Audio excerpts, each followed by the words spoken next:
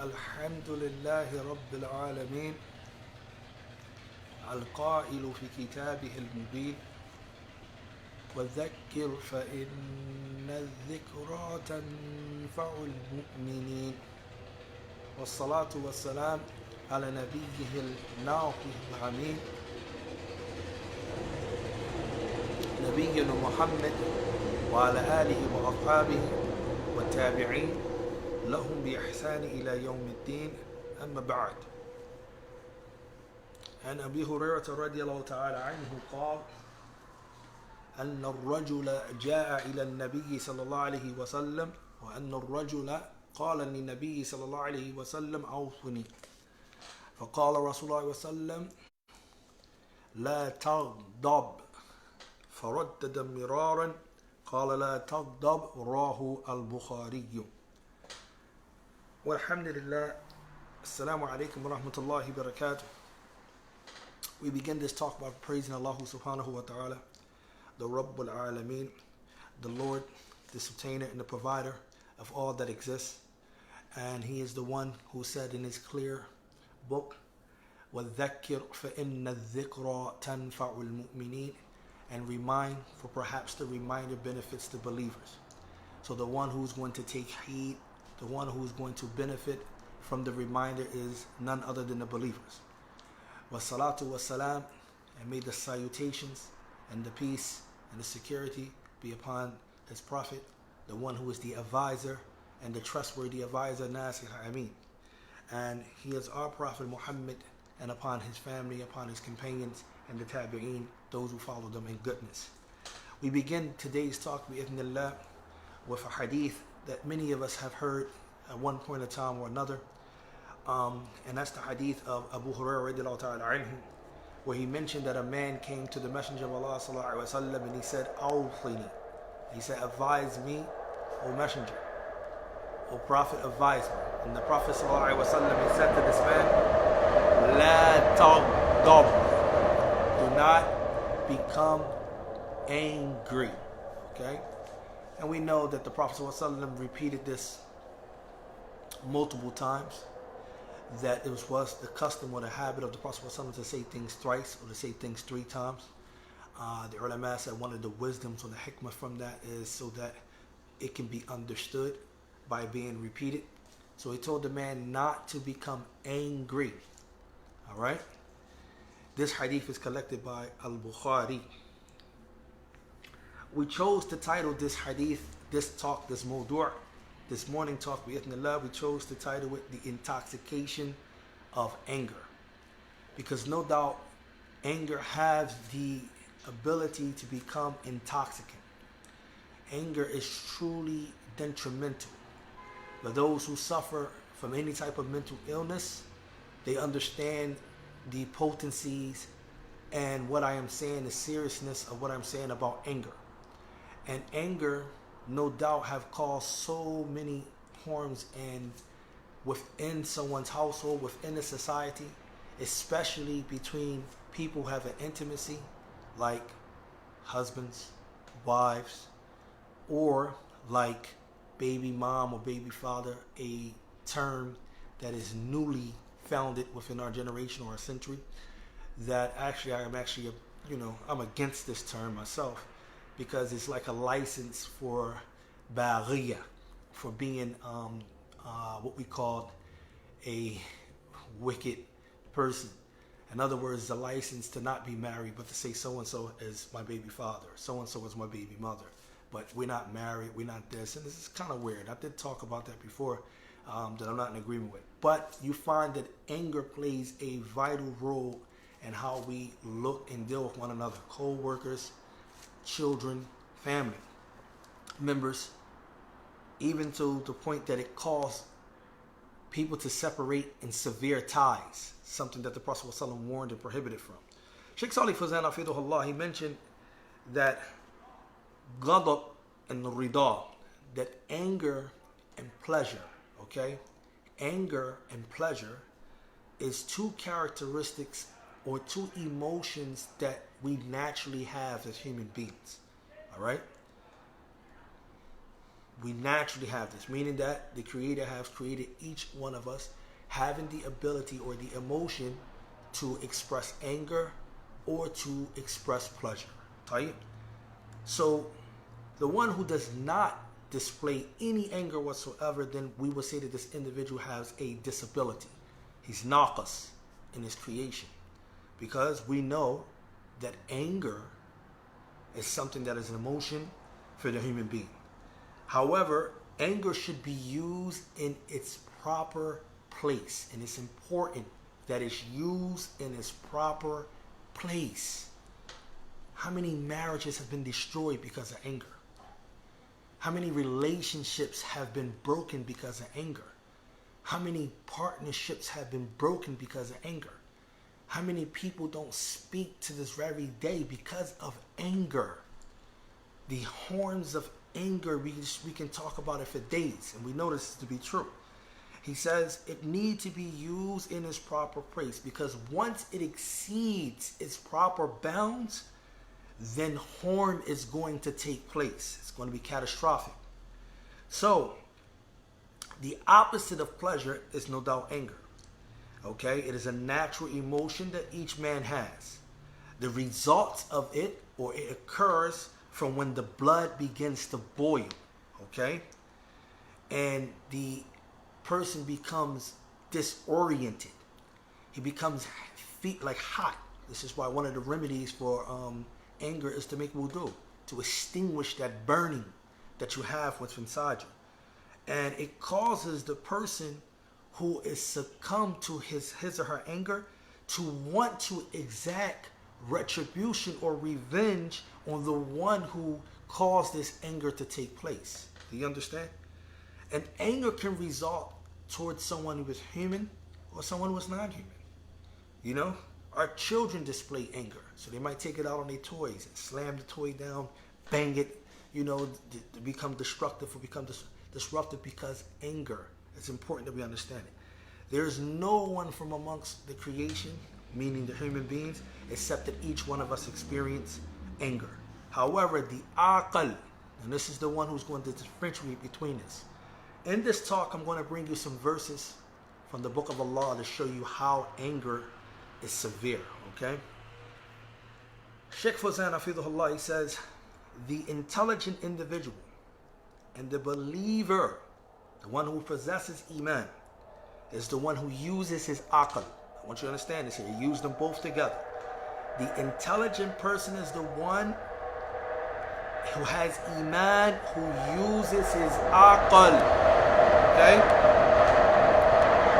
And he directs his anger, and he does not give into it, and he does not release it, or unleash it rather, right? He says, as for the ahmaq, right, the humqa, the stupid individual, the one who doesn't think before he or she does anything, which is a sign of stupidity. That if you don't give in consideration before you do anything, is a sign of stupidity. You should think before you embark on doing anything. And every time, if we go back and look how when we done something and we didn't give it a thought or a moment of thought, look at the results and go back and review it, to have you approach it this way by thinking, would you even got into that situation in the first place? A lot of us don't give it time to think before we act. It's important. That's what separates us from animals. Animals move off their senses.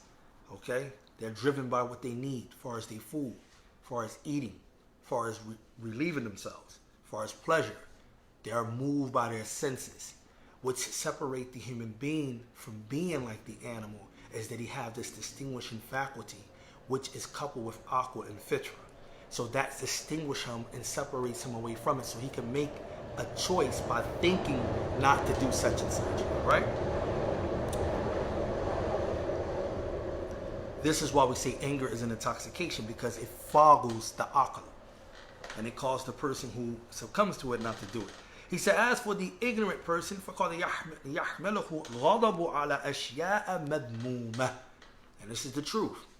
It drives the person to carry out things that are dispraiseworthy, things that when he wake up the next day, if he's able to wake up, and he's sober from the anger, he calmed down, he don't even know how he got into a world of trouble. An individual who had gotten an altercation. The altercation escalated one point from another. The individual allowed the altercation to take place because he allowed himself to succumb to his anger. Next thing you know, the person's head blown all over. He's in a jail cell. He wakes up. He don't even realize how he got there. He's thinking. He's pondering. Now he's got to spend multiple times fighting cases, separating from his family, his loved ones, and also taking the life of another person, all based off the fact because he couldn't control his anger. You see that? Just that simple. Domestic violence is on an all-time high. Woman and a man arguing. The man or the woman decides to take that person out, man. Stab the person, mace the person, throw hot grease on the person, okay? Burn the person. It's incidents where a man took some gasoline, threw it on the woman, and set her on fire. One of the worst things you can do to a person, correct? Anger is that hotbed, that intoxication that removes all sanity from the situation and cause things to get out of control. Who suffer from that casualty when that domestic violence takes place is the children. As Shaykh Uthaymeen rahmatullahi ta'ala alayhi, he mentioned Sharh Mumti'. He said that the casualty of war between the disputes that take place between the husband and the wife or the mom and the father is that if there's children present, they're the ones who are going to reap the results of that casualty. I mean, they're going to be the casualty of war. They're the ones who's going to feel the effects of that harm, all because you didn't give in to your anger. It's important that we pay attention to this. He says it caused him to do that, like killing someone, harming someone, at the least speaking ill to someone, or cutting off or severing ties. So anger drives a person to his destruction, except if he uses it in the way that is proper. فَإِنَّهُ يَسْلِمُ مِنْ شَرِّهِ, and then he will be free from its evil effects. So you might say, how can you use your anger in a proper way? One of the ways is not becoming angry due to yourself, becoming angry when one of the signs of Allah subhanahu wa ta'ala is violated. One of the things of Allah subhanahu wa ta'ala, and this is how the Prophet was, whenever there was something for us, the sanctions of Allah was being violated, this is when he become angry, not when it had something to do with him or personally with himself. It's to free yourself from the evil of that. So you have what we call, what a term loosely would be like righteous anger. Tight. He says, so this man, he sought from the Prophet ﷺ to advise him with a piece of advice that would benefit him. So the Prophet ﷺ said to him, do not become angry. Alright? Not become angry. So why did the Prophet ﷺ repeat it over and over? And he mentioned some of that. He says, قَالَ بَعْدُ أَهْلِ الْعِلْمِ. Some of the people of knowledge, they said that perhaps this man, he was well known to be a person given to his anger. So the Prophet ﷺ, he responded to each person according to their need. So he advised him specifically with this piece of advice due to his knowledge of his condition. And this was advice to him and to other than him who suffer from the same similar condition, meaning they become overcome by their anger. He says, so each person, it is sought from him not to give in to their anger. Due to what constitute or what emanates from giving in to your anger, from the harms that takes place. It's not one amongst us except that we find something within himself or something outside of himself which will bring about him becoming angry. However, the person who is a believer, intelligent, he uses hulm. He has forbearance. He has some sort of compassion. He has some sort of, tolerance, so to speak. لأن الله جل وعلا يقول في صفات المؤمنين, because Allah جل وعلا, he describes the characteristics of the believers when he says وَإِذَا مَا غَضِبُوا هُمْ يَغْفِرُونَ. When they are angry, they forgive. Okay? Shaykh Salih Fawzan said he did not say لَا يَغْضَبُونَ. They do not become angry. Why? Because rather he says when they are angry, meaning because anger is an emotion of man. He says They forgive. وَيَغْفِرُ إِنسَانَ وَيَحْلُمُ. Because a person forgiving and having compassion or having some forbearance, this is something that is highly sought after. Also, for this reason, we hear the Prophet ﷺ said, لَيْسَ الشَّدِيدُ بِالسُّرْعَةِ. For all you individuals that are bodybuilders, all you individuals are in the weight pile, or at the gym, building up, okay? Pay attention to this hadith. The Messenger of Allah ﷺ said, your strength isn't strength. Your strength, he said, لَيْسَ الشَّدِيدُ بِالسُّرْعَةِ. The strong individual is not the individual who can wrestle, who can overcome his opponent, who can beat a person in combat, who can fight an individual. He says, الْقَوِيُّ الَّذِي يَصْرَعُ النَّاسَ هَذَا لَيْسَ شَدِيدًا. Meaning that the strong individual who wrestles the people, this is not considered to be strength. الشَّدِيدُ الَّذِي يَمْلِكُ نَفْسَهُ عِنْدَ الْغَضَبِ. Rather, the Prophet ﷺ said the strong one who is the one who controls himself, who have the ability to control himself at the time of anger. Because you can be strong physically, but when it comes to your anger, you can't control it. Henceforth, anger management. How many people then went off the deep rails? Smacked the crap out of a person. Can't control yourself. Many people from amongst, just not Muslims and non-Muslims alike, suffer from anger issues, man. At an early age, whatever how you want to look at it, people suffer. And this is an issue that we're really not even talking about. We're really not even addressing. And this issue have caused so much harm that a person cannot control their anger. They fester on it. They think about it. Their pride is involved. How he's going to talk to me like that? How is I going to allow that person to get away? Who does she think that I am? What does this person think that I am? And it pressures them. So then it festers.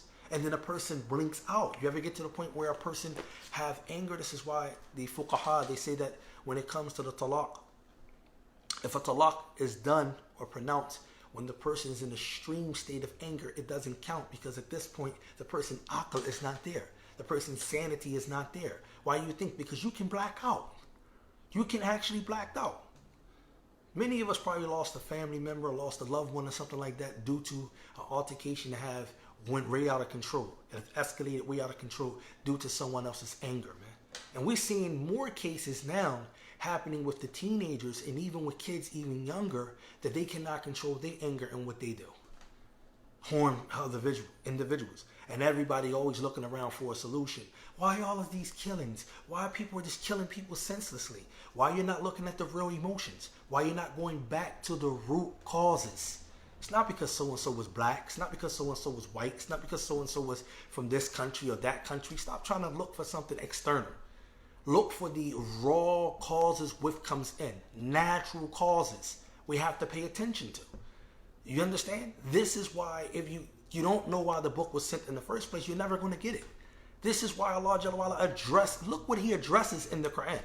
You might say, okay, why is he talking about that? He talks specifically about man and his nature and his characteristics, as we should see from the ayahs I'm getting ready to quote, inshallah.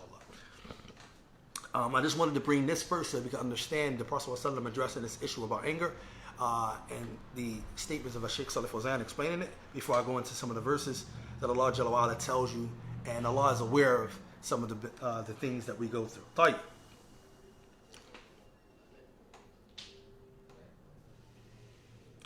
Shaykh Salih Fawzan continues. He says, when Nabi sallallahu kana yakdabu lakinnahu la yunaffidh. The Prophet sallallahu was not free from being someone who would get angry. The Prophet sallallahu was not free. He was human. Don't try to make our Prophet unhuman. The Prophet ﷺ was human. He ate, he drank, he walked, he slept, he used the bathroom. He got married. He got divorced. He was human. But he was the best of the humans. But we don't try to make him other than what he was. So he became angry, but however, he did not unleash his anger. He did not give in to his anger. That's what the Shaykh is saying. إِلَّا إِذَا كَانَ غَضَبٌ لِلَّهِ عَزَّ وَجَلَّ. Unless it was for the sake of Allah. That's when his anger would show his head. Unless it was for the sake of Allah. فَكَانَ حَلِيمًا لَا يَنْتَقِمُ لِنَفْسِهِ أَبَدًا. The Prophet ﷺ was forbearing. He did not seek revenge for himself. I need to take this as a reminder. You need to take this as a reminder. The Prophet ﷺ, you will not find, and this is one of the beauties of hadith, that you don't understand the systems of hadith, which shows the protection and the preservation of it. Because we have the Prophet ﷺ life in detail. From accountants from his wives, accountants from his companions, accountants from the children that spent time with him so that we can see every moment. How was he when he in the bathroom? How was he when he was in the house? How was he when he wears clothes? How was he when he tend to the chores around the house? How was he when he spoke to his wife? How was he when he woke up? When he rose up? All of this is beneficial. And if you don't understand the beneficial, it's because most of the people who claim to follow Isa ibn Maryam, they don't have an accountant of him in detail. Okay? Even by their own records, they say that he went into the temple from this age, and from that age he came back. So it's gaps and holes that even according to them, they don't know. So there is no prophet that we have except that we know him intimately in detail by just glazing through the ahadiths. So it's the beauty of that. And seeing this is showing us how the Prophet ﷺ behaved. That the Prophet ﷺ never took revenge for himself. And we seen this in the incident took place when his uncle Hamza was killed. When Hamza got killed on the battlefield, when the Prophet ﷺ seen the corporate, when he came to accept Islam, and he killed his uncle in the battlefield, the Prophet ﷺ still gave the man his shahada. He still gave him a shahada, and he did not seek revenge against the man. This is something that we see. He says, رَغْمَ مَلَاقَ مِنَ الْعَذَابِ مِنَ النَّاسِ. Okay? And he did this in spite of the harm that he had faced from the people. أما إذا تحكت محارم الله جل وعلا فإنه يغضب لله لا لنفسه. However, whenever the prohibitions of Allah subhanahu wa ta'ala was violated, that's when he become angry for Allah but not for himself. Likewise, the believer should follow in the footsteps of the Prophet ﷺ and not become angry due to himself. Rather, he should be someone who is forbearing, compassionate, tolerant, and forgive and do good unto the one who caused him to become angry, due to the statement of Allah Azza wa Jal, فَمَنْ عَفَى, whoever pardons afterwards, وَأَصْلَحَ, and does that which is beneficial, rectifies, فَأَجْرُهُ عَلَى اللَّهِ, his reward will be found with Allah Azza wa Jal. He said, فَهَذَا هُوَ عِلَاجُ الْغَضَبِ. He said this is the cure or the treatment or the remedy for anger. Firstly, if you are able, do not become angry. Secondly, when you do become angry, don't unleash it. Rather, upon you is to remain patient and to remain forbearing and to remain tolerant dealing with the people. Now let's move to a verse I want to bring to you, brothers and sisters, inshallah ta'ala. We're going to look at two verses in the Quran. The first verse Allah Jalla wa Ala brings in Surah Isra, the 17th chapter of the Quran. Allah Jalla wa Ala, He says, وَيَدْعُ الْإِنسَانُ بِالشَّرِّ دُعَاءَهُ بِالْخَيْرِ وَكَانَ الْإِنسَانُ عَجُولًا. You really want to pay attention to this verse because this verse teaches you about yourself. You really want to pay attention to this verse to teach about yourself and give you a little benefit here. Whenever you hear Allah Jalla wa Ala say Al-Insan fil Quran, that's when you really need to pay attention. Whenever you hear Allah Jalla wa Ala use the word insan, because all of us are nas, okay? Whether male or female. Whenever you hear Allah say insan, then Allah Jalla wa Ala is talking to you. He's talking about you. Man has characteristics that he was born, and the Creator is the only one knows them. Okay? Because Allah Jalla wa Ala created with those characteristics that he has. So here Allah Jalla wa Ala, He says, man invokes, meaning he supplicates to Allah Azza wa Jal for evil. And we're going to talk about the tafsir of this. He invokes Allah subhanahu wa ta'ala for evil just as he supplicates for good. وَكَانَ إِنسَانُ عَجُولًا, and man is ever hasty. Ibn Kathir rahmatullahi ta'ala alayhi, he says here Allah Jalla wa Ala is informing us of the hastiness of man. It can be seen when he makes in his supplications. And sometimes it can be the hastiness of his supplication against himself. Or he can invoke against his children, or against his wealth with evil. For example, with death or with destruction, or with harm or cursing someone. And tell me this ain't the truth. How many times you got an argument with your significant other, and anything that's come off your tongue? I curse you. I mean, just imagine some stuff like that. I hope you just walk off the street and die. I hope they do you dirty. These are some of the words that come out of our mouths when we talk to one another. Don't even give it second thoughts. It just come out your mouth when you're just angry. You're just saying the worst stuff. Is this the female I was just kissing? Is this the person I was just intimate with? Is this the person I had the children with? This is the person that was what? Is this the male? Who was this? No, all of that goes out the door. You would literally give free rein to your tongue based off your anger that you curse the individual whom you have children with, who you are in a marriage with. You curse them. You understand that? This is how it goes. Allah Jalla wa Ala says, وَيَدْعُ الْإِنسَانِ Man makes dua for evil by giving into cursing. And don't say that we don't see this. You witness a lot. Individual cursing their mother. Individual cursing their brother. Individual cursing their sister. Individual cursing their husband. Individual cursing their wife. Individual cursing their kid's mother. Or cursing their children's father. Come on. Non-stop. Hate you.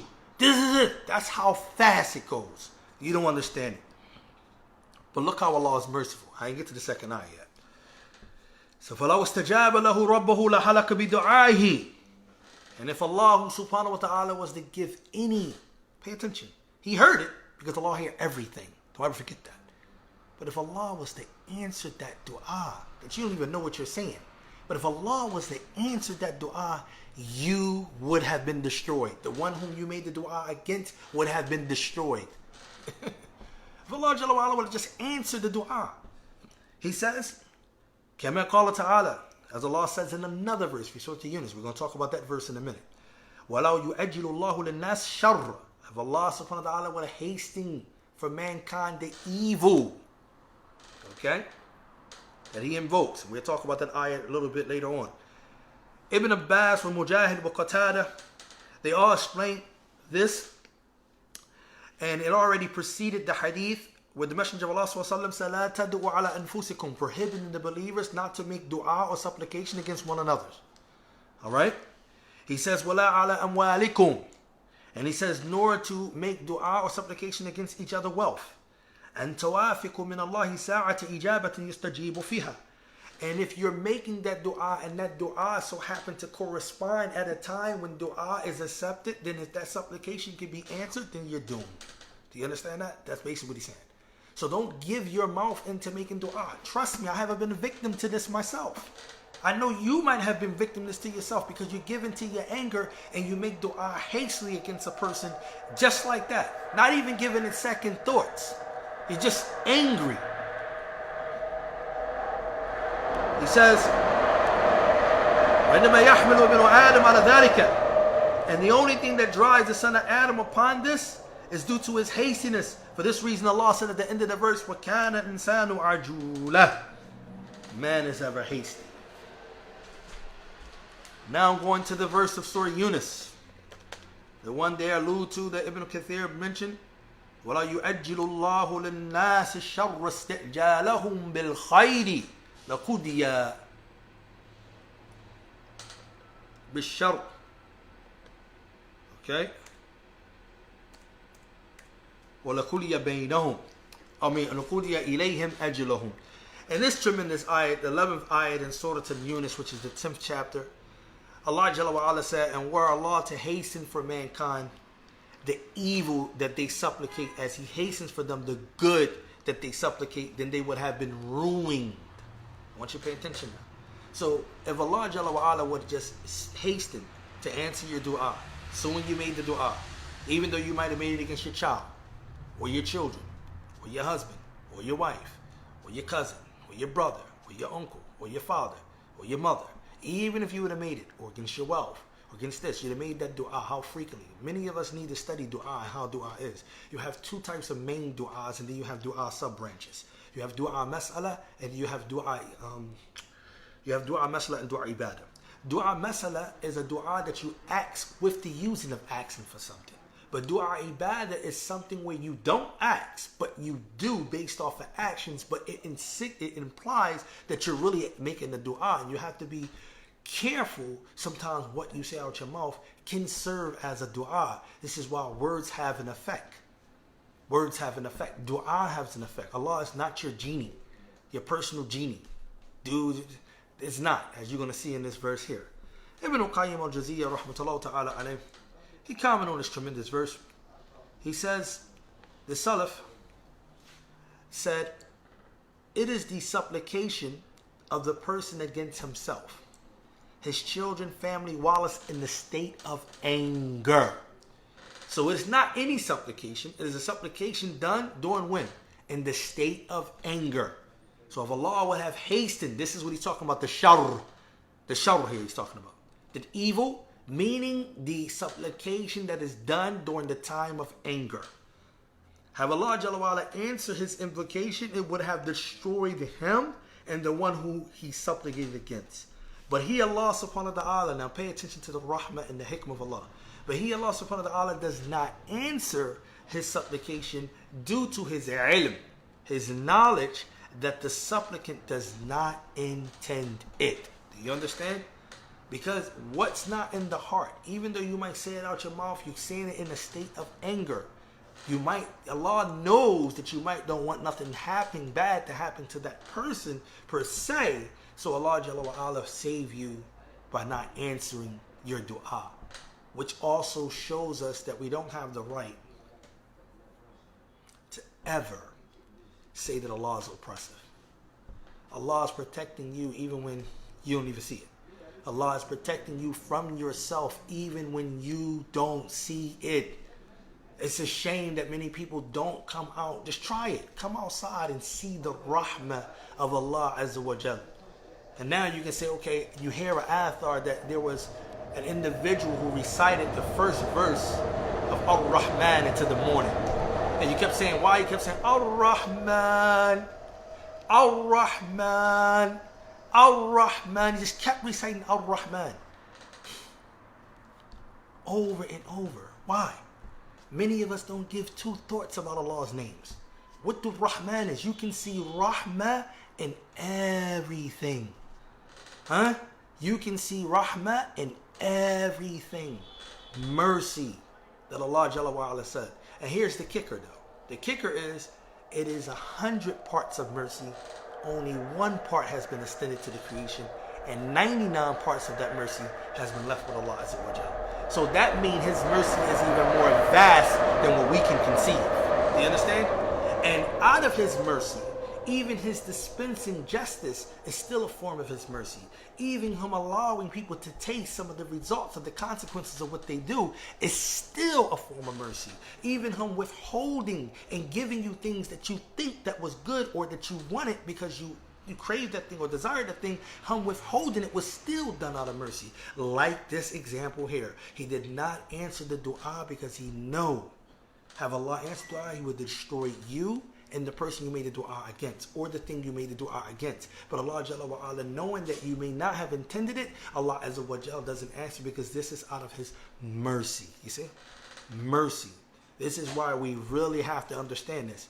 Is nobody on the planet, on the face of the earth, can ever raise their fingers and say it's his fault. Ever. You find a person talking like that, it's already understood that person is ignorant, and it's already understood that that person is misled. Because no one can ever raise their hand and say it's the Creator's fault. Okay? I don't care what's going on. And this is important. This is why the believers is the first line of defense.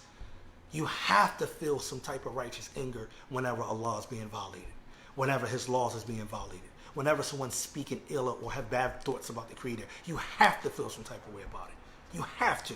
It's not no, I overlooked it, I this. No, you have to feel some type of way about it because the Creator is just and he is merciful. You can't get past his mercy because his mercy in everything. You can't get past it.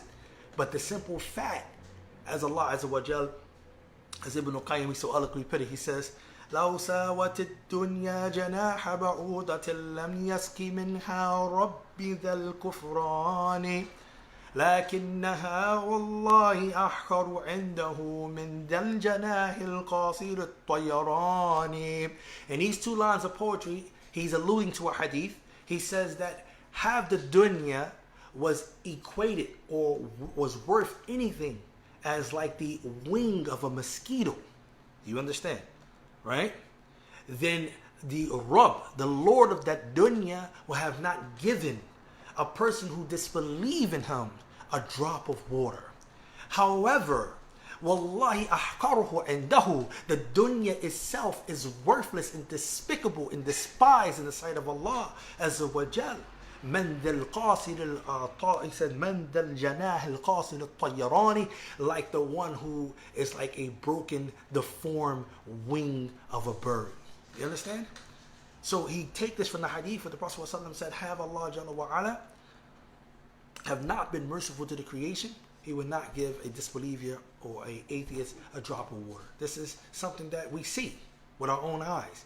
You would say a person disbelieve in Allah daily. I mean, that's what he does. He calls to it. He wakes up in the morning. He doesn't acknowledge Allah Azza wa Jal, but Allah still returns his soul. Allah still allows him to eat. Allah still allows him to drink. Allah, can you do this? We're talking about anger here. Can you do this for your enemy? The enemy wants you done. They're plotting and planning on getting rid of you. Can you extend yourself to this level? No, you can't. You see what I'm saying? So you have to ponder. You wasn't given an intellect, man, to sit around idly. It doesn't make sense. It's not from intelligence to have an intellect and not utilize it. You was given an intellect so you can ponder. Those names there for you to ponder. Each name has what we call an attribute that is indicated from that name. If you don't take your time to learn these things, you will ever get to know Allah Azza wa Jal. Your means or passions to know Allah Azza wa Jal is through His names and His attributes. Take your time out to learn them so that way you have a more respect, and also your iman and your taqwa and your tawakkul will all increase by you knowing who the Creator is. We ask Allah subhanahu wa ta'ala to forgive us whatever we said that was incorrect in our translations or even in the words that we brought up for today, inshallah ta'ala. And we ask Allah subhanahu wa ta'ala to allow us to overcome our angers and allow us to not to make dua and supplications against ourselves, our children, our family, our loved ones. We ask Allah subhanahu wa ta'ala to allow us to be those who pardon our loved ones, even when they do something out of ignorance or something out of haste, because really they don't understand the effect of what they're doing. We ask Allah subhanahu wa ta'ala to allow us not to sever ties between our kinships and between our loved ones. We ask Allah subhanahu wa ta'ala to allow us to get closer to Him by His names, His beautiful names, and His perfect attributes, and that we do not distort them, and that we do not explain them away, and that we do not deny them, and that we do not resemble them to the creation or to anything else. We ask Allah subhanahu wa ta'ala to allow us to truly hold on to Islam the way that we're supposed to hold on to Islam when it matters. When does Islam matters? Your whole life. But the most important part of it matters when you die upon it. Allah subhanahu wa ta'ala subhanaka Allahumma bihamdik ashhadu an la ilaha illa anta astaghfiruka wa atubu ilayk. Jazakallah khair.